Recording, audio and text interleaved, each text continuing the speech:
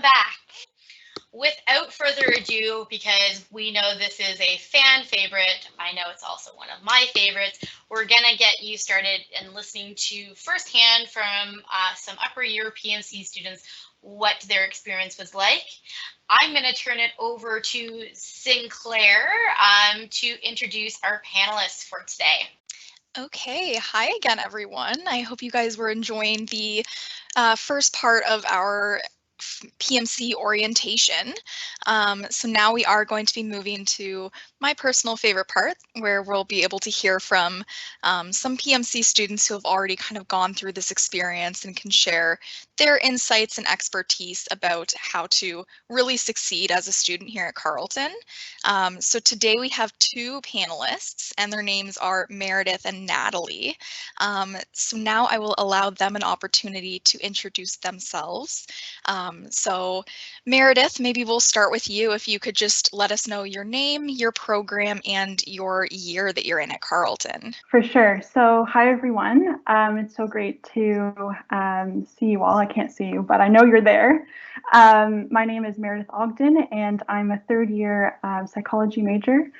I know Sinclair didn't ask this, but I just want to talk about my own personal disability. So I'm registered with the PMC, and I have a learning disability, specifically dyscalculia, and so I receive support from the PMC. Awesome. Thank you so much. And Natalie, did you want to introduce yourself with your name, your program, your year, and if you'd like, you can chat about what Meredith did as well.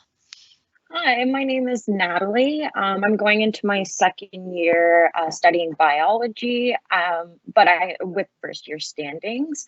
I'm enrolled with the PMC because I have a learning disability that involves a processing disorder, and then I also have mental health issues that includes generalized anxiety. Awesome. Thank you so much. So we do have a couple of questions prepared for you guys, and I'm going to start with a question for Natalie. So what are some of your responsibilities as a student in the accommodations process? And how did that maybe differ from when you were in high school to when you're going to university at Carleton? So as a student, the first thing you want to do is look at the course outline and see what accommodations might apply to that type of course that you're taking. And then you may want to go and attend the first couple of classes to see how they are run before you request your accommodations. Once you feel comfortable requesting your accommodations, you can then either apply online if you're already enrolled with the PMC, or you can contact your PMC coordinator and make an appointment to talk with them directly. They will then send out your letter of accommodations, to your professors, and your professors will respond normally within a day. Normally, I haven't waited more than 24 hours for a professor to respond to say that they received the letter of accommodation.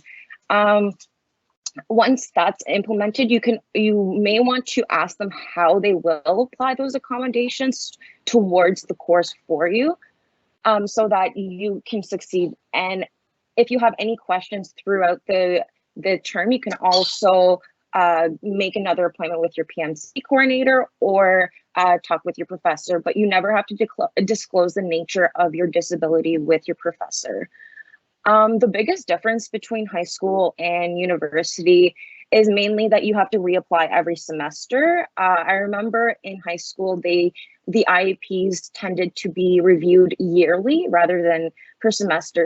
And it's really on your responsibility to request your accommodations, because if you do not, then you will not get them, unfortunately. So make sure that each term you read your course outline, and maybe if you feel first class, and then after that you can either talk to your PMC coordinator or go online and request your accommodations that way. Awesome. Thank you so much. And then our next question is going to be for Meredith. So were there any major challenges for you from the switch from in-person to online learning, especially with implementing your accommodations with the PMC? Yeah, so that's a great question. For me personally, I didn't experience any challenges with accommodations, so to speak, just because my accommodations only include time and a half. So that was very easy to implement in an online environment as well. However, I know that there are other accommodations that might be a little bit more difficult to implement online, so I'm just mindful of that. In terms of general transitioning from online to, online, in person to online, some of the things I found difficult was allowing myself to take a break. I find that it was really hard to allow myself kind of that space, which I know Chris talked about, how it's important to block that kind of personal time for yourself in your calendar. And I totally echo that. I think it's important to give your brain a break. That's not to say you should neglect all of your studies, but just kind of finding that balance, I think, is important. So I think taking a break was probably the biggest struggle, just because I'm someone who, when I have all the information I need, I tend to kind of dive deep right away, and I don't really allow myself that space. So I think setting up a calendar or some sort of organizational tool that helps kind of block that time for yourself out, I think, is really, really important. Yeah, that's awesome. That is something that Chris had mentioned about making sure that you're kind of staying organized, which a lot of students maybe found a bit more challenging when you're in your own home and not necessarily in a classroom. But that's great. Thanks, Meredith.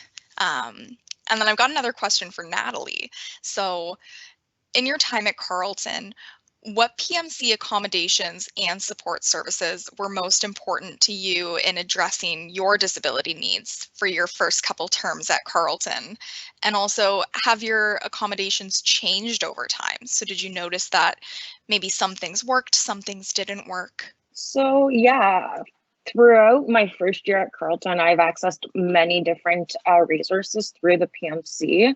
That includes extra time for my exams and tests, proctoring accommodations for online exams, and of course, note takers if there is a volunteer note taker for that class. I've also had access to tutoring services, which has helped me a lot because I'm the type of person that if I get stuck on something, I'm stuck on it until I figure it out. So if I can access a tutor, that really helps me to keep moving along the course rather than staying stuck on that one thing. It also helped me stay motivated and stay on top of my deadlines and assignments because I had somebody else to talk to about the course content, which made it a little bit more interesting rather than just reading textbooks. And lectures are fun if you're interacting, but if you're watching videos, it can tend to be kind of long. So you got to, like Meredith said, you have to take your breaks and take time for yourself too. I've also been able to access learning strategists, which has helped immensely with organization skills, building weekly schedules, breaking down large assignments into smaller components that are more easily manageable, studying strategies for exams, and learning how to manage my anxiety with exams. I've also accessed disability counseling for my anxiety with exams. And lastly, transcription services they provided me with PDF versions of the textbooks so that I was able to access it on my computer if I needed to. Awesome. Yeah, there are definitely loads of student services available on campus for students, which actually leads us into our next question, which is, this question is for Meredith or Natalie, whichever wants to answer. What student services on campus have you used and found to be helpful? So this can be with the PMC or with another club or group on Carleton's campus. What services have you found to be useful for your experience? I don't mind answering that question. So some of the services that I've used, includes the Act to Employ services that's attached with the PMC. And this is a service that provides employment opportunities for students with disabilities. I haven't actually gotten a job yet, but I've done a lot of research in that with my counselor. I think her name is Jenna, and they're always available to talk to you about certain employment opportunities for students with disabilities. They really take into consideration the fact that you are a student with a disability, and so they're very accommodating in that process as well. Another service I would say is the health and counseling services that are on campus. Again, I really strongly recommend doing a little bit of research on that service, as well as I was a part of the Student Mental Health Advisory Committee. And this isn't a service, it's more of an extracurricular where I was one of 3 students who sat on a committee that talked about post-secondary mental health and services and where Carleton falls in regards to the services they provide and the parallels between certain mandates. So that's something else that is really interesting for anyone, but specifically I was really interested because I'm a psychology major and I want to get into that field. So yeah, there's lots of services available on campus, and I know that they are kind of transitioning to an online platform. So yeah, that's just some of my personal experiences. I don't know if Natalie wanted to add anything, but yeah, that's just my insight. Yeah, I can add in. I've used academic advising services. They've been really helpful with course selection. Any question that you have in regards to your course selection, they've been super helpful. And departmental advisors, they're very helpful in regards to course selection. If you have any questions in regards to your program or your degree, they're very, very helpful. So that's departmental advisors. Awesome. Thank you so much, both of you. Yeah, like we mentioned, there are so many resources and services available for students on campus, and everyone is more than happy to help. That's what we're here for. And I'm really glad that Meredith brought up the Act to Employ program, because that was actually going to be my next question for Meredith, was her involvement with that program. So like she had mentioned, it is a service on Carleton's campus that assists with students who are registered with the PMC in finding employment not only on campus, but also off campus in the community. So it's a really great opportunity if you've never had work experience or if you're looking to kind of get your feet wet in a certain area. So it's a really excellent service that I would recommend chatting with your future coordinator about if you're interested. But our next question is also for both Meredith and Natalie. So what do you think that success looks like for you as a student, and what helped you get to that point? So whoever wants to answer first. Okay, I don't mind going first. That's a good question. That's hard to answer. I think success looks different for each student, and I don't think it's fair that if I define what my success looks like, that it has to necessarily be matched by people watching, because I may define it differently. But something that I find really important when defining success, and I know Chris kind of talked about this as well, is being open to making mistakes. This is a part of the university experience.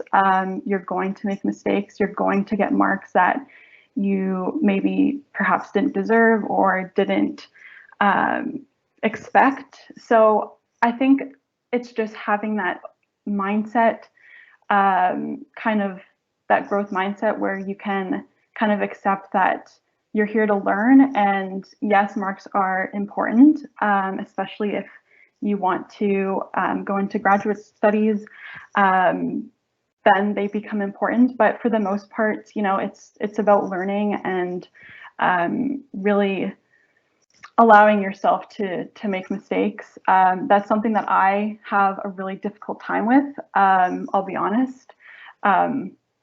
I'm preaching it, but I do have some difficulties with it. And I think part of my own growth has just been trying to focus on learning the material to understand it instead of learning the material to get an A or to get a good mark. Because I find that when I switch my mindset into learning about the material and understanding the content, then you actually will notice that your marks do improve. So I know that for a lot of psych students, a lot of your first year and even second year classes will be based on memorization. Most of your exams are multiple choice questions. So memorizing is important, but I think when you teach the material to someone else or when you teach yourself the material, you really start to get kind of like a benefit out of learning from what you're studying, and it kind of makes more sense. So I think for me, the biggest thing is being vulnerable to those mistakes. I think that's probably the best tip I could give, as well as getting enough sleep. That's something that's kind of not really talked about, but make sure you're sleeping. Try not to pull all-nighters where you're studying, because I can tell you right now that it doesn't work as effectively as you think. So yeah, I think that's kind of my 2 cents. I know that was probably longer than you guys were expecting, but yeah, that's kind of what I have to say about that. Awesome. That's great. I love what you said about success not looking the same for everyone, because that's exactly right. What works for one person isn't always going to work for the next person. Natalie, did you have a response to that? Like what you think success looks like for you as a student and kind of what helped you get there? Yeah. So for me, the main for success, I want to enjoy my experience, my post-secondary experience. I want to enjoy my classes, so I try to interact as much as I can with my professors. I go to their office hours. I've joined the biology, the Cubs club which is the biology club at Carleton. And there's so many clubs. There's a bacon lovers club. So there's so many clubs.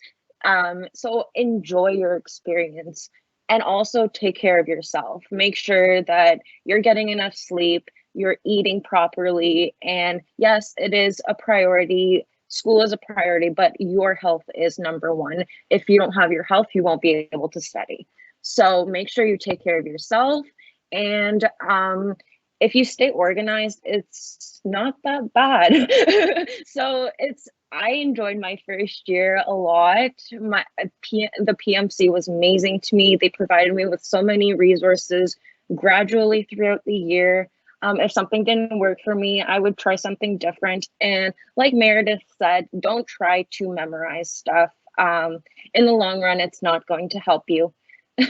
Because most courses build off your previous courses. So if you memorize something the night before for an exam, you'll probably know it for the exam, but you won't know it the next day afterwards. So you won't remember it for your future courses. So it'll provide you with a lot more or with a lot less work in the long run if you take the time to actually understand the course content when you're studying it.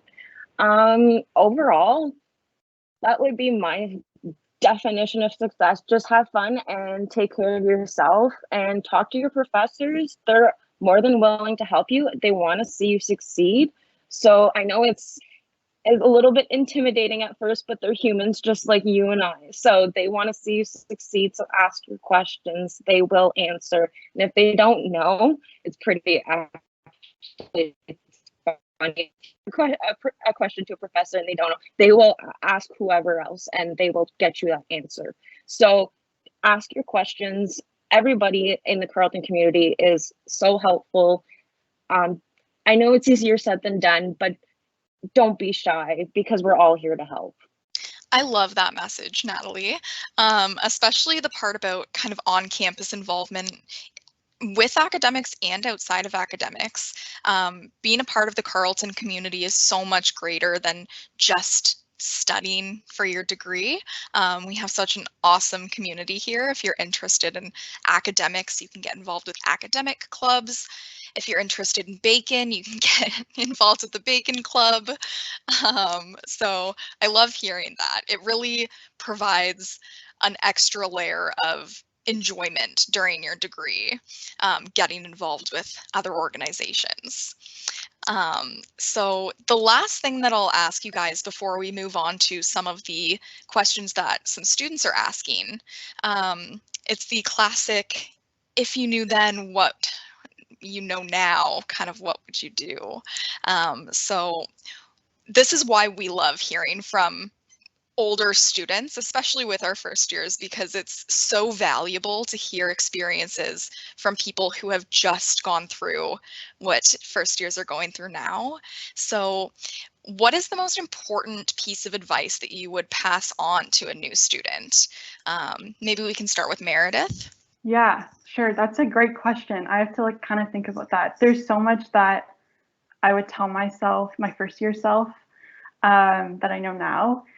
I think this is going to sound kind of crazy, but I think one thing I would tell myself is like to chill out. Like, you're going to be okay. You're going to figure it out. You're going to make mistakes. You're going to get marks that you don't think you deserve. And you're also going to meet some amazing people and professors, and you're going to find interests that you didn't know that you had.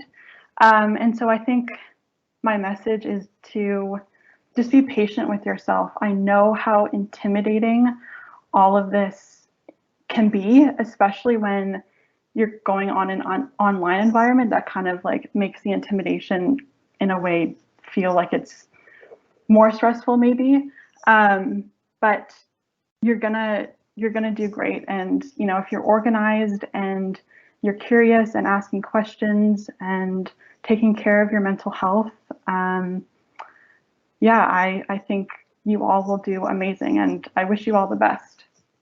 Awesome. And Natalie, what piece of advice would you give to first year students coming to Carleton?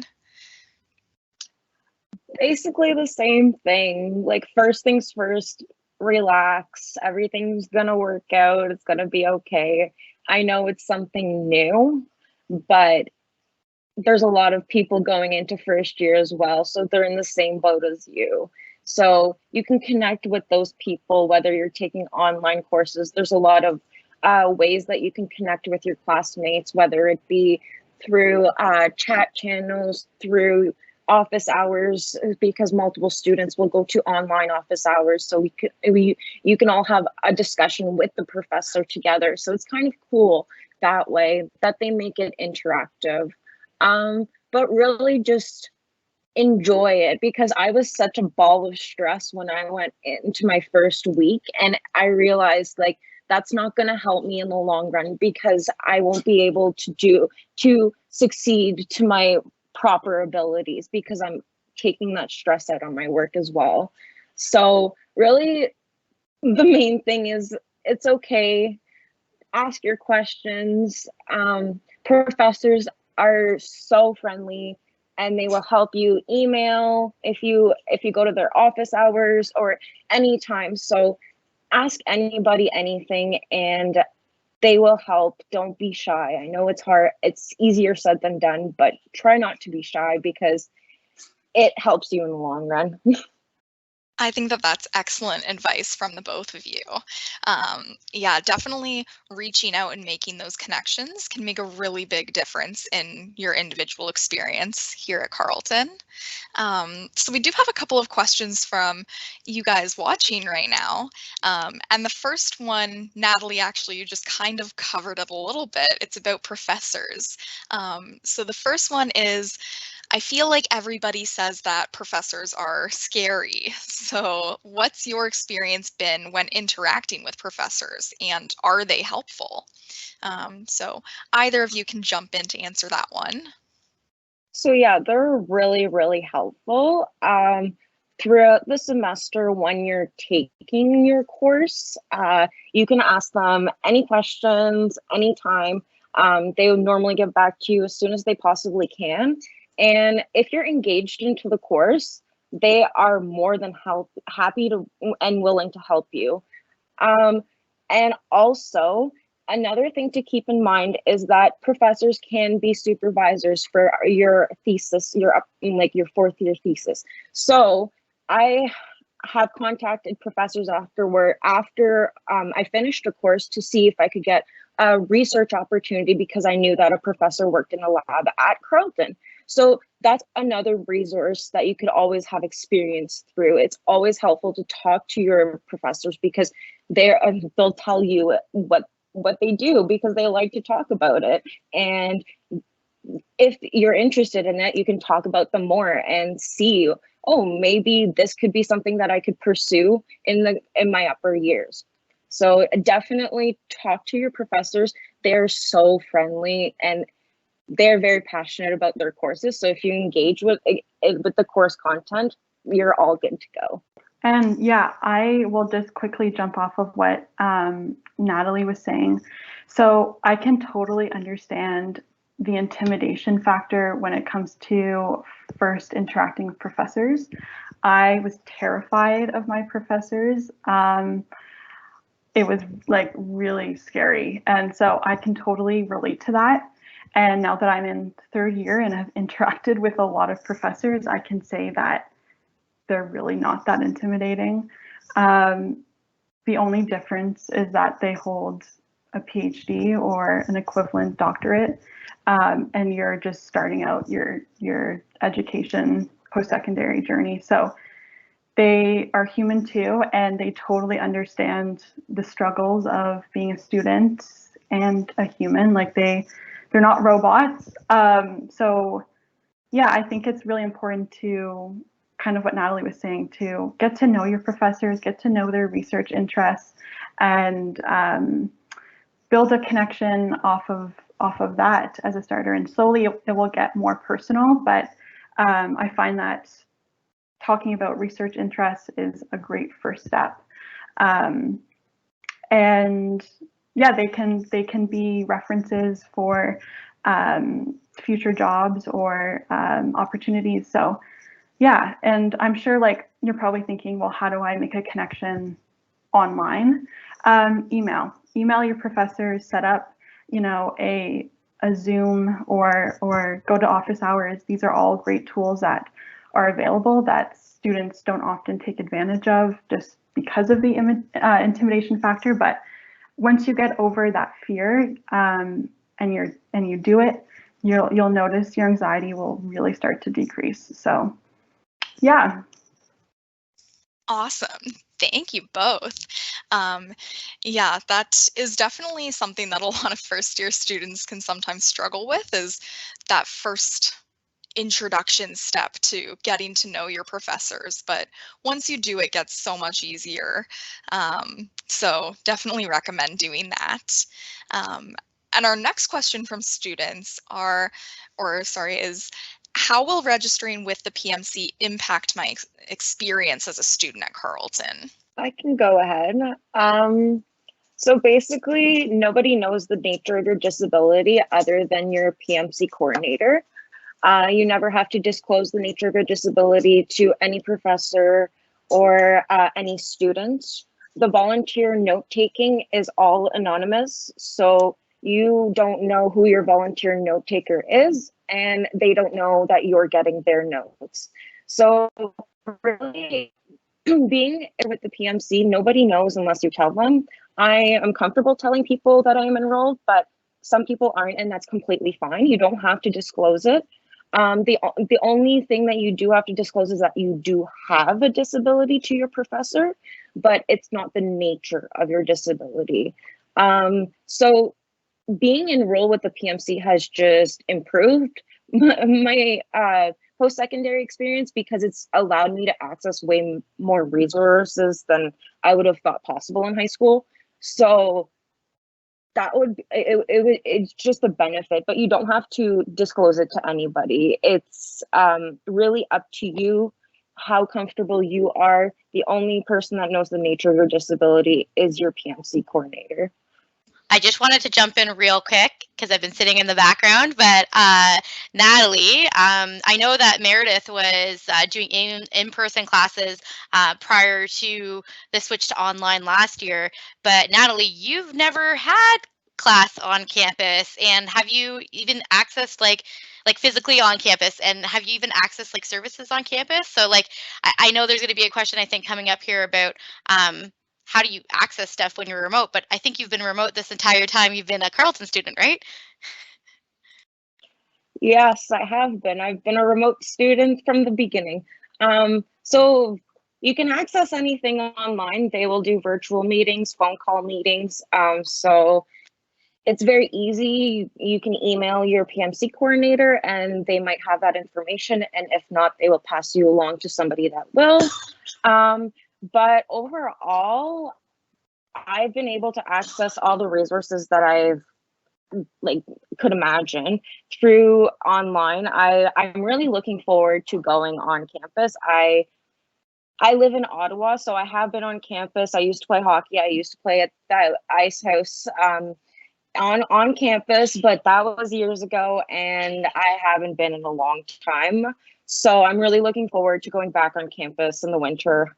I'm fully virtual again this fall, so you won't see me there until the winter, but it'll be interesting to go back. I'm really looking forward to being able to interact with people in person, but for now, the virtual, at least we make it work. We have video conferences, Zoom meetings, MS Team meetings. So yeah, they make it as interactive as possible. And if you're not comfortable with like meeting virtually, you can always have a phone call. So they're so flexible. Awesome. And that actually leads in really well to my next question. Since Natalie, you have been virtual for the whole time you've been attending Carleton. So how did you find making friends and connections on campus when you weren't here? Were there any challenges, or how was that experience for you? For me, it wasn't too bad. I joined a couple of Discord channels, and so I was able to talk with other students regarding the course content and stuff like that. And then you get to know people through that. And then it's kind of like you start there and it gets more personal as you get to know them. And throughout the semester, you start chatting more.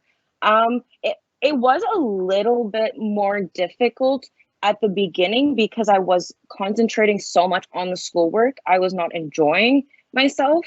So, but then I realized I have to interact with others, and it also benefited me in the long run because I was able to learn better by learning from others and teaching others something that they didn't understand.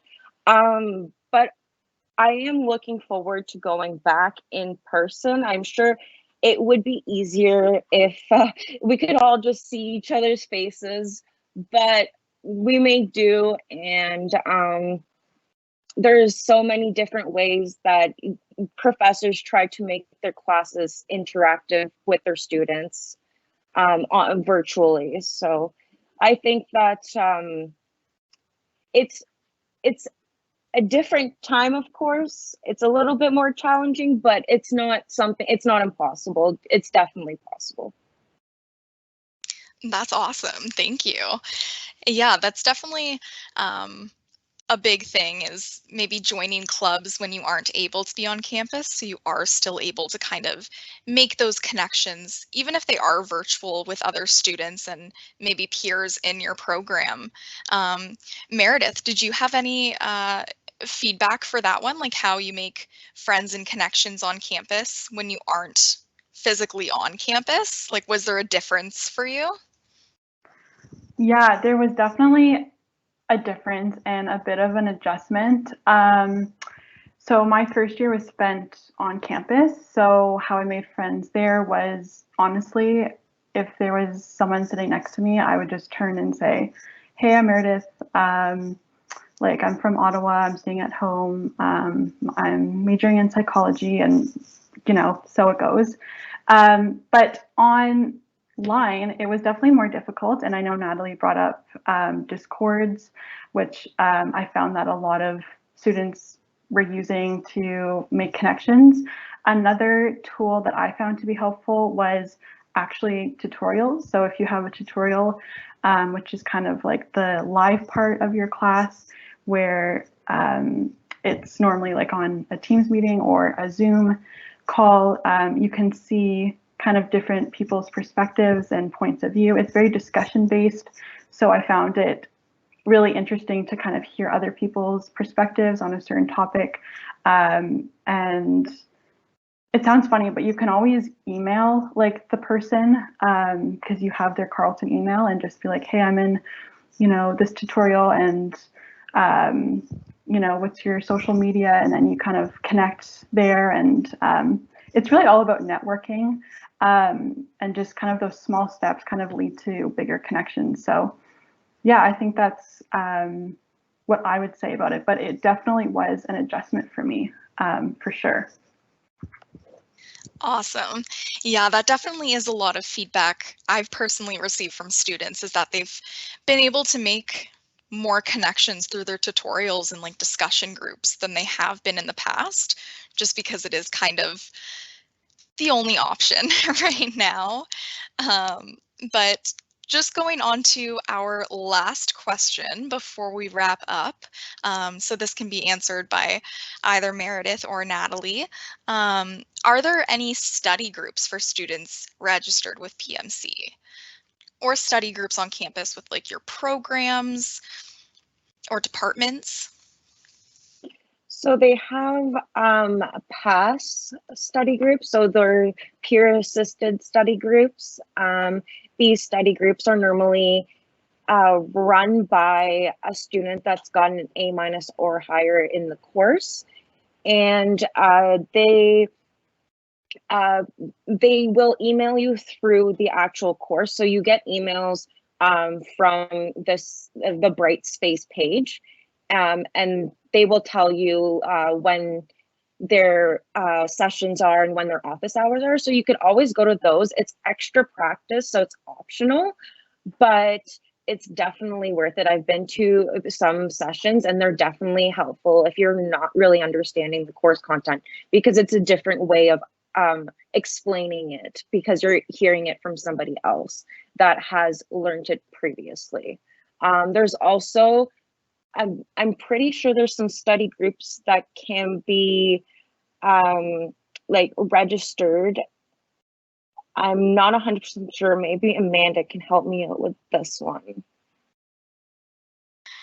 So I can definitely try. So through PMC, we will be offering study pods, which will be essentially like focus sessions where you will be able to join fellow PMC students virtually to work independently on your own things. And the host for those study pods will ask everyone to identify what they hope to achieve during the hour that they will be working together. And it's just a way to kind of allow yourself an opportunity to work with somebody else, maybe not together, but kind of independently on your things. We're also in the midst of finalizing some details for a study buddy program where you can be paired with somebody either in your program or with the classes that you're enrolled in, so that the two of you can work together, and that could be something that will be requested through your coordinator. But nothing's been finalized yet, so stay tuned for more details about that, which kind of reminds me, and I know we'll mention this during our wrap up here, but you can follow us on on Instagram, and we also send out PMC newsletters quite frequently as well. So all of those updates will be included on the social media page as well as in those newsletters. I don't know, Meredith, if you had anything else to add to the study groups at all. No, I think Natalie covered it. Yeah, I've used PASS before too, specifically with statistics. That was a bit of a struggle, but I got through it and I did pretty well thanks to that program. So yeah, so I think PASS is a great tool to use. Awesome. Thank you. PASS is definitely a wonderful resource, especially if you're struggling in one particular course. It gives you an opportunity to work with your TA one-on-one as well, which is really awesome. So that does unfortunately conclude our student panel. I want to give a huge thank you to Meredith and Natalie. You guys have been a wealth of knowledge, and I'm sure you guys have had a really great impact on the students watching here today. So thank you so much. And I will push it back to Amanda for our wrap up. And just to conclude, I want to thank Sinclair for also moderating the panel. She did a great job there. And just to talk about Meredith and Natalie a little bit, they also were once in your space watching PMC orientation, and then here they are as ambassadors for PMC. So it doesn't take very long for you to also be here with us one day imparting your knowledge on future students. So we've really enjoyed bringing all of this information to you today. Some of the touch points that I wanted to follow up with before we leave from today is to remember to check out the PMC Fall FAQs, or frequently asked questions, on our website. Somi mentioned this during her presentation. There is tons of information there, so feel free to peruse through that and follow up with your PMC coordinator if you need referrals or have further questions. We are here to support you. Again, there are employment placements through Act to Employ, which is the service offered through Career Services. And again, we're happy to provide you with those referrals should you need them. It's also really helpful if any of you are planning to do co-op in the future. Jenna can also help students through Act to Employ with co-op placements, and Nicole is there with ACT if you are interested in jobs outside of Carleton as well. So follow the PMC Instagram account to stay informed throughout the year. And I believe the Instagram handle is being posted on the Q&A page right now. So we look forward to seeing you live there. Remember to set up your accommodations for your September in-person appointments. Again, that appointment will allow you to set up your accommodations for the term with your coordinator, and we are offering those appointments in person, virtually, or via phone. So whatever your preference is, we are here to support you. I don't know if I've said that enough yet. And again, as a reminder, September the 7th is Academic Orientation Day. And so that is being hosted through the Student Experience Office. And so you can check out the link again in the Q&A section where you will be able to find your department and information about how your department will prepare you throughout your academics as well. So that is a wrap for us today. Welcome once again to Carleton and to PMC. We look forward to seeing you virtually or in person in the future, and welcome home, Ravens. Bye now.